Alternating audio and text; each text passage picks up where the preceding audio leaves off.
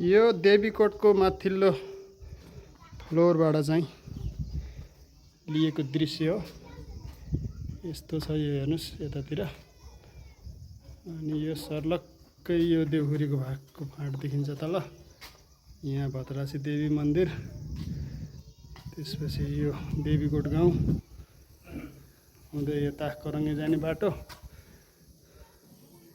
यसरी रहेको छ हाम्रो यो भ्यू टावर, हाम्रो देवीकोटको भ्यू टावर। हाम्रो जेखानजी आउनुभयो, यसरी शिव पार्वती, शिवले पार्वतीलाई बोकेको दृश्य पनि यहाँ, के अरे मूर्ति पनि यहाँ बनाइएको छ यस्तो खालको।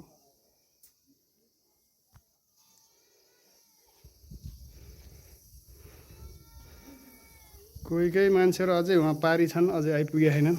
यसरी देख्न सक्नुहुन्छ। टिकटक बनाउने लाइनमै हुनुहुन्छ उहाँहरू अझै।